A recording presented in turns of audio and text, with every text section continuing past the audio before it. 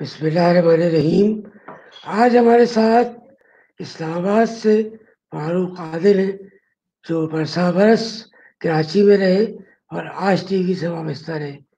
پھر وہ اسلام آباد چلے گئے، اسلام آباد شفٹ ہو گئے اور آج کل صدر پاکستان کے ایڈوائزر ہیں. اس کے علاوہ علمی و ادبی شخصیت ہے، کئی کتابیں لکھی، علم و ادب سے شغف ہے. اور سب سے پہلے تو میں یہی پوچھنا چاہوں گا کہ زندگی کا سفر کہاں سے شروع ہوا، کچھ اپنے بارے میں بتائیے.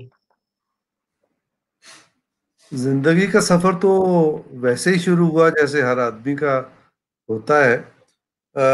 میرے والد بنیادی طور پر کاشتکار تھے اور ایک زمانے میں جو نسبتاً پڑھ لکھ جاتے تھے، ہماری جو مشرقی روایت تھی اس میں دین کا علم ہوتا تھا، جو معاصر علم ہے وہ ہوتا تھا، اور طب ضرور سیکھتے تھے بزرگ. تو میرے والد نے بھی طب سیکھی، اور نہ صرف طب سیکھی بلکہ کچھ دوائیں ایجاد بھی کی انہوں نے. تو وہ عمر نے اور وقت نے اور حالات نے وفا نہیں کی، تو وہ چیز سلسلہ آگے بڑھ نہیں سکا، وہ انتقال کر گئے. وہ اپنے اس سفر کے دوران رحیم یار خان کی ایک تحصیل لیاقت پور میں شفٹ ہو گئے ڈسٹرکٹ جھنگ سے. تو میری وہیں لیاقت پور میں پیدائش ہوئی اور لیاقت پور سے پھر ہم لوگ واپس سرگودا چلے گئے. سرگودا جو ہے وہ ڈسٹرکٹ جھنگ کے پڑھے لکھے لوگوں کا یوں کہہ لیں کہ ایک جنت ہے. جو تھوڑا بہت پڑھ لکھ جاتا تھا وہ سرگودا چلا جاتا تھا. تو ہمارے فیملی کے بیشتر لوگ سرگودا میں ہوا کرتے تھے، تو ہم سرگودا چلے گئے. تو میری یوں کہیے کہ چوتھی پانچویں جماعت کے بعد سے لے کر انٹرمیڈیٹ تک تعلیم سرگودا میں ہے. اس کے بعد یہ ہوا کہ میرا ایپٹیچیوڈ ایک دوست کے بڑے بھائی نے دیکھا. اس نے کہا کہ یار تم تو لکھنے پڑھنے والے آدمی ہو اور یہاں تمہیں اس طرح کی کوئی تربیت نہیں ملے گی، تو ایسا کرتے ہیں کراچی یونیورسٹی میں کوشش کرتے ہیں آپ کے داخلے کی. تو وہ اس زمانے میں جب میں انٹرمیڈیٹ کر چکا تھا تو تکبیر نکل چکا تھا. تو تکبیر میں صلاح الدین صاحب نے مجھے چھاپنا شروع کیا. اس سے پہلے مختلف اخبارات اور جرائد میں میرے مضامین چھپتے رہتے تھے. تو ہمارے استاد محترم جو شعبے کے سربراہ ہیں، آپ کے بھی استاد محترم ہیں، تو انہوں نے ذکیہ ساجد صاحب نے میرا فائل دیکھا، کہنے لگے یار تم ہمارے ہی بچے ہو، لو بھی تمہیں یہاں آج سے داخل ہو گئے. تو میرا وہاں داخلہ ہو گیا ماس کمیونیکیشن. اس وقت جرنلزم ڈپارٹمنٹ ہوتا تھا، بعد میں ماس کمیونیکیشن ہوا.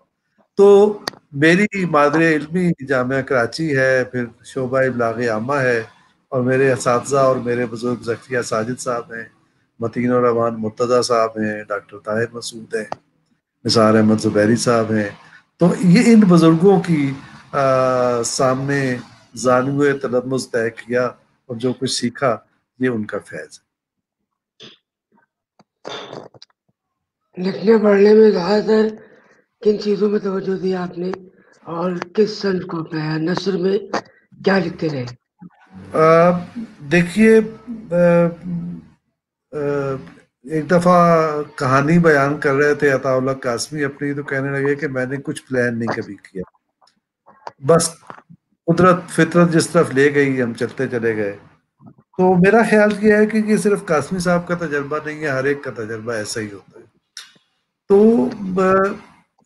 ایک دلچسپ بات یہ ہے کہ میں بہت چھوٹا تھا اور بہت یعنی ابتدائی کلاسز میں تھا کہ وہ جو چکن پاکس اور اس طرح کی چیزیں بچوں کو نکلتی ہیں وہ مجھے بھی نکلی، اور سکول جانا بند ہو گیا. جب سکول جانا بند ہو گیا تو والد صاحب نے کہانیوں کی بہت ساری کتابیں لا کے میرے سرہانے رکھ دیں. تو والدہ نے کہا کہ کیا بچے کو مارو گے، یہ کیا کر رہے ہو، اس کو آرام کرنے دو. انہوں نے کہا نہیں اسکول نہیں جا رہا، جب اس کا دل چاہے یہ چیز اٹھائے اور پڑھنا شروع کر دے. ان میں سے کئی کتابوں کے نام مجھے آج بھی یاد ہیں. گھمنڈی گرگٹ تھا، اور ایک تھا رمجو، لنگڑا رمجو، اور اس طرح کی کئی کہانی مزے مزے کی کہانیاں تھیں. تو وہاں سے پڑھنا سٹارٹ کیا، اور یہ نہیں پتا چلا کہ یہ لکھنے کی اہلیت کیسے پیدا ہوئی اور کب ہوئی. تو ایسے ہی اچانک ایک دفعہ یہ ہوا کہ ہمارے ایک جاننے والے تھے، انہوں نے کوئی کہانی بیان کی، اپنا کوئی واقعہ، وہ کہیں گھر بیٹھ کے میں نے لکھ ڈالا، تو یوں سمجھے کہ وہ پہلی تحریر ہوگی۔ اس کے بعد یہ جو آپ بچوں کے رسالے پڑھتے ہیں، بچوں کے صفحات پڑھتے ہیں، میں اسکول کے زمانے کا ذکر کر رہا ہوں، تو اس میں جو چیزیں پڑھتے تھے تو بڑی خواہش ہوتی تھی کہ کبھی ہم بھی چھپیں، کبھی لکھیں۔ تو ایسی ایک خیالی میں نے کہانی لکھی کہ انسان نے برتن کیسے بنائے ہوں گے، تو وہ میں نے لکھ دی، وہ کہیں چھپی وپی نہیں، پتہ نہیں ہے بھی کہاں وہ، تو وہ ایک چیز لکھ دی۔ پھر اس کے بعد جب میں کوئی انٹر کا امتحان نہیں دیا تھا، میٹرک اور انٹر کے درمیانی زمانے میں، ہمیں کالج میں ایک استاد ملے، پروفیسر ارشاد حسین نقوی صاحب۔ ارشاد حسین نقوی بڑے مختلف استاد تھے۔ انہوں نے ایک work book of Urdu grammar لکھی تھی، مقصد اس کا یہ تھا کہ لڑکے رٹا لگا کے نہ آئیں، کچھ ان کو خود سے کرنا آئے۔ تو انہوں نے، ہوتا یہ تھا کہ وہ ورک بک میں شروع میں اصول بیان کر دیا، ایک نمونہ دے دیا، باقی خالی صفحات چھوڑ دیے، تو اب یہ خالی صفحات میں آپ خود لکھیں۔ وہ انہوں نے عذرائے عنایت مجھے کتاب اپنی دی، تو وہ میں نے اس میں خالی جگہوں پہ مضامین لکھنے شروع کیے۔ تو ایک تو یہ تھا کہ اگر میں ایڈیٹر ہوتا تو ایک میں نے آرٹیکل لکھا، اسی طرح شاید خود اگر میں وزیر اعظم ہوتا وہ میں نے آرٹیکل، تو مجھے جب میں نے پہلا آرٹیکل انہیں دکھایا تو انہوں نے مجھے £1 انعام دیا۔ یہ 1979 کی بات ہوگی یا اس زمانے کی بات ہوگی، تو £1 کی بڑی قدر و قیمت ہوتی تھی۔ تو وہ £1 نے میری ایسی حوصلہ افزائی کی کہ آج تک قلم چل رہا ہے، تو اس کا کریڈٹ نقوی صاحب کو بھی جاتا ہے۔ یہی بتائیے گا کہ کچھ کتابیں وغیرہ شائع ہوئی آپ کی، اور یہ کہ یہ سلسلہ اب بھی جاری ہے لکھنے کا؟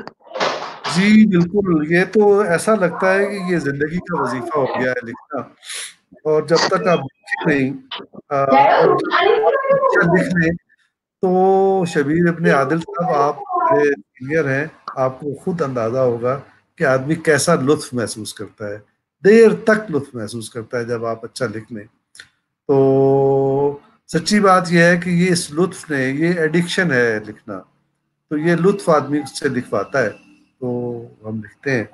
آپ نے پوچھا، میں عرض کرتا ہوں، آپ نے جو کہا کہ میں نے کیا لکھا، کتابیں کیا ہیں، وہ پیش کرتا ہوں۔ آپ نے پوچھا کہ کس طرح کی چیزیں لکھتے ہو، تو دیکھیے پروفیشن تو جرنلزم رہا۔ اچھا ایک میں وضاحت اور کر دوں، آپ نے تعارف میں کہا کہ میں پریزیڈنٹ آف پاکستان کا مشیر ہوں، میں پریزیڈنٹ آف پاکستان کا مشیر تھا، ممنون حسین صاحب کا میں مشیر تھا، آج کل میں اسلامک یونیورسٹی سے وابستہ ہوں۔ یہ برسبیل تذکرہ میں نے وضاحت کر دی۔ تو بیسیکلی پیشہ تو میرا جرنلزم ہے اور تھا بھی، اور جرنلزم سے پہلے آپ یوں کہیے کہ ادبی صفحات پڑھنے شروع کیے، تو ادبی صفحات پہ ہمارے استاد ہیں، آپ بھی جانتے ہیں، ڈاکٹر طاہر مسعود، آپ کے استاد شاید نہیں ہوں گے، ساتھیوں میں سے ہوں گے، تو وہ جو تعارف لکھتے تھے ادبی صفحے پہ، ان کا انٹرویو چھپتا تھا، جو شورائے آفاق انٹرویو ان کے، یہ صورت گر کچھ خوابوں کے عنوان سے وہ چھپ چکی تھا، تو جو اس کا تعارف لکھتے تھے وہ ایسا تعارف ہوتا تھا کہ میرے، یعنی میں بار بار اس کو پڑھا کرتا تھا۔ خاص طور پر ایک تعارف تو ایسا ہے جو کبھی مجھے بھولتا نہیں ہے، جو انہوں نے قدرت اللہ شہاب کا انٹرویو کیا، تو انہوں نے کہا کہ ایک قدرت اللہ شہاب وہ ہیں جن سے میری ملاقات ہوئی، اور ایک قدرت اللہ شہاب وہ ہیں جن کی تاریخ ہم جانتے ہیں۔ تو انہوں نے 2 قدرت اللہ شہاب دریافت کیے اور کہا کہ ان دونوں میں فرق ہے، یعنی ان کی شخصیت تقسیم شدہ ہے۔ تو کہنے کا مطلب یہ ہے کہ یہ ایک خاکوں کی ایک قسم تھی جو وہ لکھا کرتے تھے۔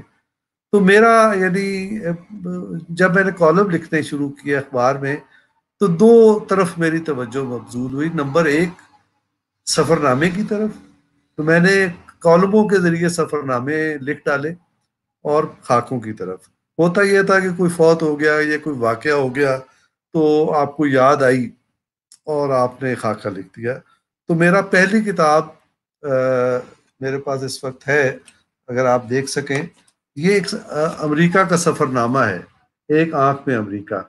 یہ ہم 2001 میں USIS کی دعوت پر امریکہ گئے تھے، تو اس میں اور بھی کئی صحافی تھے، میں بھی تھا. تو میں نے جس آنکھ سے امریکہ کو دیکھا اور اپنے ملک سے، یعنی ایک پاکستانی کی نظر سے امریکہ کو دیکھا، تو میرے یہ سفر نامے میں پاکستانی اور امریکہ ساتھ ساتھ چلتے ہیں. سفر ناموں میں ایک بڑا مارکۃ الآراء سفر نامہ ہے اشفاق احمد صاحب مرحوم کا، جس کا نام ہے، ارے میں نے اس کو درجنوں بار وہ کتاب پڑھی ہے اور لگتا ہے آپ کے خوف کی وجہ سے اس کا نام نہیں آ رہا. سفر در ایسا سفر، ہوتا ہے سفر در کیا سفر، کیا؟ اچھا سفر در سفر اس سفر نامے کا نام ہے. تو یہ میرا سفر نامہ جب پڑھا خبریں اخبار کے چیف ایڈیٹر صاحب نے، تو ضیاء صاحب جو ہیں انہوں نے پڑھا، تو انہوں نے کہا کہ میں گواہی دیتا ہوں کہ اشفاق احمد کے بعد یہ ایک ایسا سفر نامہ ہے جو بامانی ہے، جس میں میسج بھی کنوے ہوئے ہیں، جس میں پیغامات بھی ہیں، جس میں سیر و سیاحت بھی ہے، منظر کشی بھی ہے. اور اشفاق احمد نے کہا کہ سفر نامہ عطا اللہ قاسمی صاحب نے پڑھا تو انہوں نے کہا کہ لوگ سفر نامہ لکھتے ہیں تو تاریخ لکھ دیتے ہیں یا جغرافیہ لکھ دیتے ہیں یا پتہ نہیں کیا. سفر نامہ تو چلتا پھرتا انسان ہونا چاہیے، چلتا پھرتا ڈائیلاگ ہونا چاہیے. تو اس سفر نامے میں وہ ہے. تو یہ ایک سفر نامہ میری کتاب ہے، سفر نامہ جو چھپ گیا. اس کے علاوہ چھوٹے چھوٹے سفر نامے اور بہت سے ہیں جن کو میں جلد مرتب کروں گا. پھر میں نے عرض کیا کہ خاکہ نگاری، تو خاکے میں نے بہت سارے لکھے، لیکن کچھ عرصہ پہلے مجھے فرصت ملی تو اس کا پہلا مجموعہ میں نے مرتب کر دیا. یہ جو صورت نظر آئی کے نام سے یہ شائع ہوا ہے. اس میں 35 سفر نامے ہیں، خاکے ہیں، معاف کیجیے گا. اور یہ قائد اعظم سے شروع ہوتے ہیں اور ہمارے عہد کے بہت سارے اور ہمارے سینئر سیاستدانوں کو اس میں کور کیا گیا ہے. اور کچھ ادیب اور شعراء ہیں اور عام لوگ بھی ہیں، کچھ میرے احباب بھی ہیں. میرے ایک جوان سال دوست تھے، فوت ہو گئے کچھ عرصہ پہلے، ان کا خاکہ ہے. پھر اس کا آخری خاکہ ایک ایسے آدمی کا ہے جو آپ پڑھیں تو آپ کو حیرت ہو کہ ہجرت انسان پہ کیا اثرات مرتب کرتی ہے. ایک آدمی نے مشرقی پاکستان سے پاکستان کی محبت میں ہجرت کی، پھر پاکستان میں اس کی جڑیں نہ لگ سکی تو واپس چلا گیا وہ مشرقی پاکستان، یعنی بنگلہ دیش واپس چلا گیا. تو بنگلہ دیش تو اس کا وطن نہیں تھا، وطن تو اس کا پاکستان تھا. نہ وہ بنگلہ دیش کا ہو سکا، نہ وہ یہاں رہ سکا، وہ ایک بے وطن کی زندگی اس نے گزاری. تو ایک اس کا خاکہ ہے. تو یہ ہے. اور کالم ہے میرا، کالم بھی یوں سمجھے کہ جیسے ڈاکٹر طاہر مسعود کا کالم میں آپ کو کہانی ملتی ہے، ادب ملتا ہے، مزیدار چیز ملتی ہے. کوشش کرتا ہوں ان سے سیکھا ہے. بہت خوب، بہت اچھے. یہ پوچھنا تھا کہ سوشل میں لکھنے کے ساتھ ساتھ، کتابیں لکھنے کے ساتھ ساتھ سوشل میڈیا میں بھی آپ کا کام نظر آتا ہے، خاص طور پہ آوازہ.com اور یوٹیوب پہ. جی تھوڑا سا اس کے بارے میں بتائیے گا. دیکھیے، یہ تو احساس گزشتہ 5 6 7 برس پہلے یہ احساس ہونے لگا تھا کہ اب میڈیا کی شکل یہ نہیں رہے گی، میڈیا بدل جائے گا. آپ اجازت دیں تو میں آپ کو میڈیا کی شکل کے بدلنے کی بھی ایک کہانی سناؤں. میرے ایک دوست ہیں جو امریکہ میں رہتے ہیں، ان کا تعلق فیصل آباد سے ہے، اشفاق احمد کاشف. ہم دونوں نے ایک زمانے میں بہت آوارہ گردی کی. امتحان ہو گئے ہیں، چھٹی ہیں، چلو گھروں سے نکلو، لاہور چلو، ادیبوں سے ملو، چلو فلانی جگہ چلو، فلانے لوگوں سے ملو. تو ہم ایسی کسی چھٹیوں میں گھر سے نکلے اور لاہور پہنچے. لاہور میں ہم نے اشفاق احمد صاحب سے ملاقات کی، بہت طویل ملاقات. ماشاء اس اللہ، وقت بہت خوب. انہوں نے داڑھی رکھی تھی، اس سے پہلے ان کی داڑھی نہیں تھی اشفاق صاحب کی. اچھا اچھا. تو اشفاق صاحب باتیں کر رہے تھے اور باتیں کرتے کرتے انہوں نے کہا کہ تم لوگوں کو پتہ ہے کہ کتاب کی شکل بدل جائے گی، تو ہم پر ایک بم گرا کہ کتاب کی شکل کیسے بدل سکتی ہے، کتاب تو ازل سے ہے، اللہ تعالیٰ نے بھی کتاب کے ذریعے ہم سے مخاطب کیا، تو وہ وہ ابد تک رہنی ہے، کتاب کی شکل کیسے بنے گی؟ تو وہ صوفے پہ بیٹھے ہوئے تھے، بیٹھے بیٹھے انہوں نے پلٹے اور نا ایک ویڈیو کیسٹ، وہ وی سی آر میں جو اس زمانے میں چلا کرتی تھی، وہ دکھائی، دیکھو ایک شکل تو یہ ہے کتاب. ہم نے کہا جی یہ فلم ہے، یہ کتاب کہاں سے؟ انہوں نے کہا یہ کتاب ہے. تمہیں پتہ ہے کہ میں نے لکھتے لکھتے ڈرامے کیوں لکھنے شروع کر دیے؟ اس لیے کیونکہ یہ کتاب سے زیادہ مؤثر فورم ہے. تو آج جب ہم دیکھتے ہیں کہ اشفاق صاحب کو تو اللہ تعالیٰ کے پاس گئے، اللہ غریق رحمت کرے، زمانہ گزر گیا، اب آپ دیکھیں کہ کتاب کی شکل بدل گئی. اب تو آپ کے پاس یعنی کیا ہے وہ ای بک سافٹ آ گئی ہے، ای بک آ گئی ہے. اچھا، اس کے لیے ای بک پڑھنے کے لیے چیزیں ایجاد ہو گئی ہیں، ان کے لیے خاص انسٹرومنٹ ایجاد ہو گئے ہیں. تو آج مجھے اشفاق صاحب یاد آتے ہیں، کتنے ویژنری آدمی تھے. میں آپ کو بتاؤں یہ لیٹ 80s کی بات ہوگی جو انہوں نے یہ بات کہی، یعنی میرا داخلہ 1985 میں کراچی یونیورسٹی میں ہوا، تو یہ 82 83 وغیرہ کی بات ہوگی. اس زمانے میں کسی نے خواب میں بھی نہیں دیکھا تھا کہ کتاب کی شکل بدل سکتی ہے.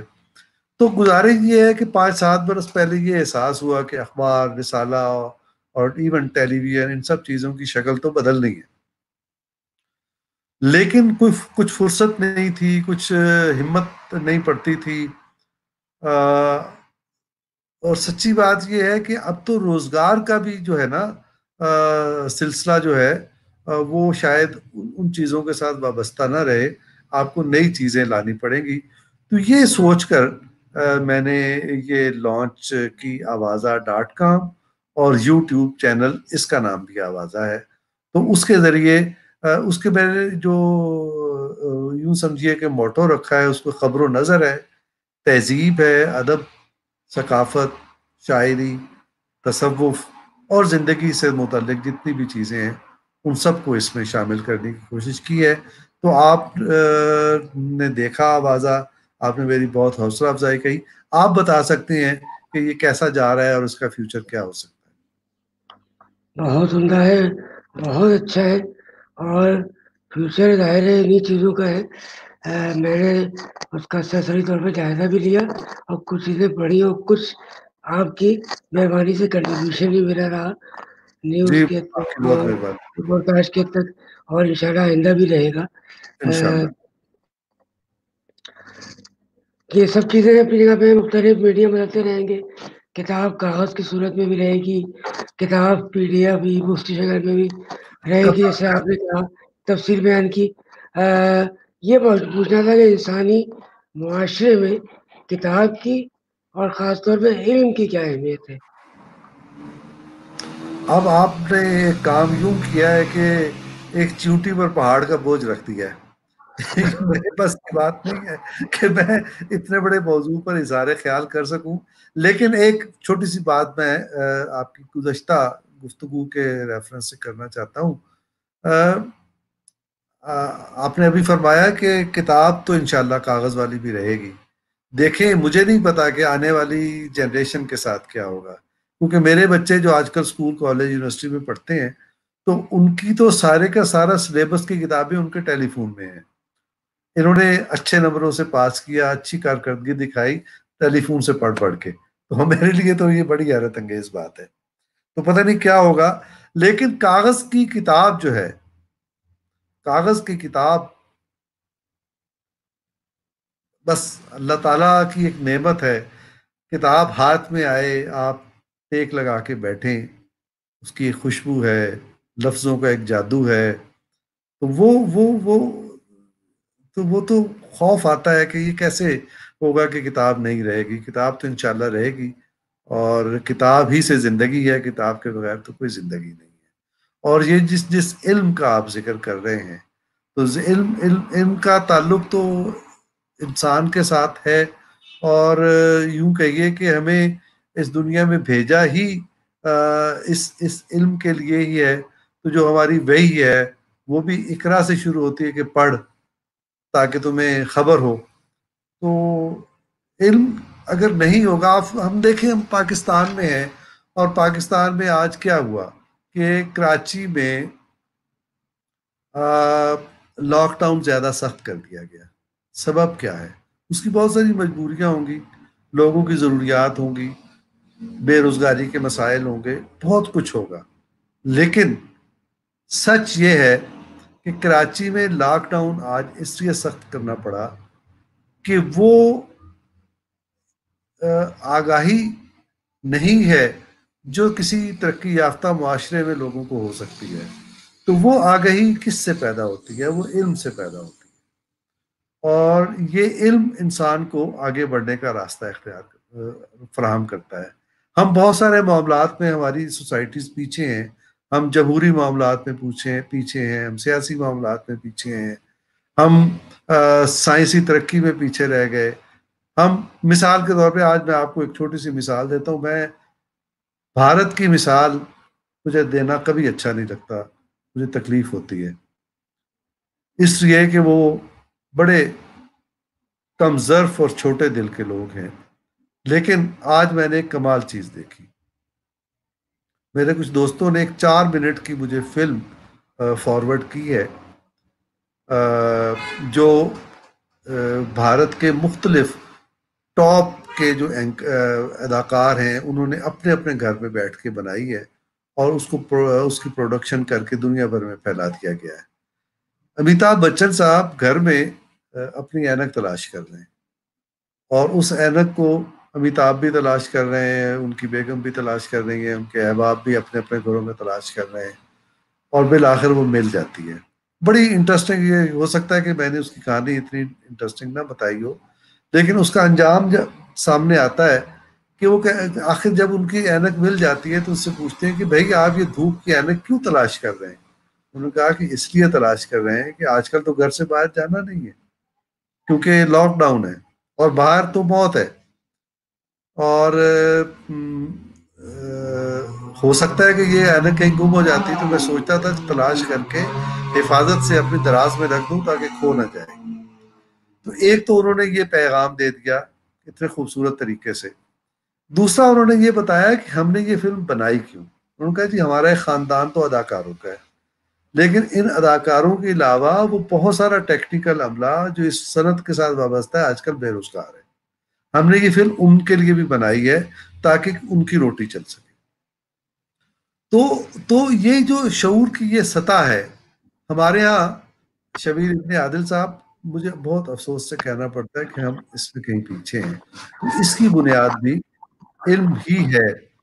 تو علم انسان کو شعوری طور پہ طاقتور بناتا ہے، اس کا ظرف وسیع کرتا ہے، اس کے اندر سوچنے سمجھنے کی صلاحیت پیدا کرتا ہے، دنیا میں آگے بڑھنے کا راستہ اختیار کرنا پڑتا ہے، راستے بتاتا ہے. تو علم اس لیے ضروری ہے، اور اس علم کو سیکھنے کے لیے کتاب اس لیے. کراچی میں کچھ دوستوں کے ساتھ مل کے علم دوست کے نام سے ہم لوگوں نے ایک ادارہ بنایا تاکہ مطالعے کو فروغ دیا جائے. اس میں سبھی کچھ سارے میڈیم شامل ہیں، جیسے کہ آپ نے کہا کاغذ کی کتاب، PDF اور ای بک کا ورژن. کیونکہ یہ دیکھنے میں آیا ہے کہ مطالعے کا رجحان کم ہوتا جا رہا ہے. بہت سے لوگ کہتے ہیں ختم ہو گیا ہے، ختم تو نہیں ہوا لیکن کم ہوتا جا رہا ہے. اس کو فروغ دینے کے لیے علم دوست کے نام سے ایک ادارہ قائم کیا، اور اس کی سرگرمیاں ایک اچھی جا رہی ہیں. اور تو اس حوالے سے یہ معلوم کرنا چاہوں گا کہ آپ کیا سمجھتے ہیں کہ کس کی ضرورت تھی اس کام کی؟ شبیر ابن عادل بھائی، بات یہ ہے کہ آپ بنیادی طور پر ایک مہم جو آدمی ہیں، خواب دیکھنے والے آدمی ہیں. مجھے یاد ہے کہ جب میں نیا جرنلزم میں آیا تو اس زمانے میں آپ اخبار چھوڑ کے ٹیلی ویژن میں جا چکے تھے، لیکن آپ نچلے اس وقت بھی نہیں بیٹھتے تھے، کچھ نہ کچھ کرتے رہتے تھے. مثال کے طور پہ اس زمانے میں آپ عالمی المانک چھاپا کرتے تھے. مجھے نہیں پتا کہ وہ آپ کے پاس وسائل کہاں سے آتے تھے اور آپ یہ کام کرنے کا وقت کہاں سے نکالتے تھے، لیکن آپ کرتے تھے. وہ عالمی المانک چلا، وہ نہیں چلا، لیکن وہ ایک کنٹریبیوشن ہے. وہ آپ کی لگن کی اطلاع دیتا ہے کہ آپ علم کے ساتھ آپ کا جو ایک تعلق ہے وہ بڑا خالص ہے، اور اس کے لیے آپ کے ہاں اس کی لگن بھی موجود ہے۔ اور آپ کا علم دوست کا فورم ابھی پچھلے دنوں اسلام آباد میں بھی آپ تشریف لائے، تو اس فورم کی ایک نشست یہاں بھی ہوئی، اس میں بھی مجھے حاضری دینے کا موقع ملا۔ تو یہ ایک بڑا مبارک قدم ہے، اور اس سوسائٹی کو علم کے ساتھ جوڑنے کے لیے، وابستہ کرنے کے لیے یقیناً ایسی سرگرمیوں کی اور ایسے اقدامات کی ضرورت ہے۔ آپ نے بڑا مبارک قدم اٹھایا ہے، اور دامے درمے سخنے اس کے ساتھ جو بھی اس میں حصہ لے سکتا ہے تو یہ ایک صدقہ جاریہ ہے۔ میں بھی انشاءاللہ جو بن پڑا میں آپ کے ساتھ ہاتھ بٹانے کی کوشش کروں گا، یہ بڑا ضروری کام ہے۔ لیکن میرا خیال یہ ہے شبیر بھائی کہ یہ جو تنظیم سازی کا عمل ہے نا، آپ نے تنظیم بنائی ہے اس کی، میری فیلنگ یہ ہے کہ جب تم تنظیم سازی کے عمل میں کہیں پڑھتے ہیں تو اس کے نتیجے میں تنظیم اوپر چلی جاتی ہے، مقصد نیچے چلا جاتا ہے۔ بس مجھے یہی خوف ہے، اگر ہم اس سے بچ جائیں تو ہم کچھ کر گزریں گے انشاءاللہ۔ ایک آخری سوال یہ پوچھنا تھا کہ زندگی کا طویل عرصہ گزارا، جی فرمائیے۔ بہت سارے مہینے ایسے گزرے، ٹی وی چینل سے بھی وابستہ رہے، ایوان صدر سے بھی وابستہ رہے، اسلامی یونیورسٹی میں آج کل بیرون ملک جانے کا بھی موقع ملا آپ کو، اور ملک میں بھی سفر کیے، تو جی زندگی آپ کی نظروں میں زندگی کیسی تھی؟ زندگی کا تجربہ کیسا رہا؟ اس کے بارے میں ہمیں بتائیے گا مختصراً۔ آپ جو ہے نا، وہی میں نے پھر ریپیٹ کروں گا اپنا جملہ کہ یہ چوٹی پر پہاڑ لادنے کے بہت شوقین نظر آتے ہیں۔ تو یہ تو کسی فلسفی سے پوچھنے والا سوال ہے، میں تو فلسفی نہیں ہوں، ایک بہت مزدور قسم کا صحافی اور ایک چھوٹا سا قلم کار ہوں۔ اتنے بڑے موضوعات سے نمٹنا میرے بس میں نہیں ہے، لیکن جو میری سمجھ میں آیا، ہر آدمی کا، انسان کا، چاہے وہ صاحب اخبار لکھنے والا ہو یا نہ ہو، اس کا ایک تجربہ ہوتا ہے۔ زندگی جدوجہد سے عبارت ہے۔ مثلاً میں سست قسم کا آدمی ہوں۔ ہمارے ایک ڈاکٹر افتخار ہوتے تھے، بڑے قریبی دوست تھے کراچی میں، وہ کہتے تھے کہ تمہارے جیسے مزاج کے لوگ سست لوگ ہوتے ہیں، اور لیکن اس سے گھبرانے کی ضرورت نہیں ہے۔ تو میں سست آدمی ہوں، میرا دل چاہتا ہے کہ میں کتابیں پڑھتا رہوں، میں لیٹا رہوں، میں ڈرامے دیکھتا رہوں، میں فلمیں دیکھتا رہوں اور لکھتا رہوں، اور مجھے اور کچھ نہ کرنا پڑے۔ یہ انسان کی خواہش تو ہو سکتی ہے، اور ہو سکتا ہے کہ بہت دنیا کے بہت خوش نصیب لوگ ہوں جن کی اس طرح کی خواہش پوری بھی ہو جاتی ہو، لیکن سچی بات یہ ہے کہ آپ کو ساری عمر جدوجہد کرنی پڑتی ہے۔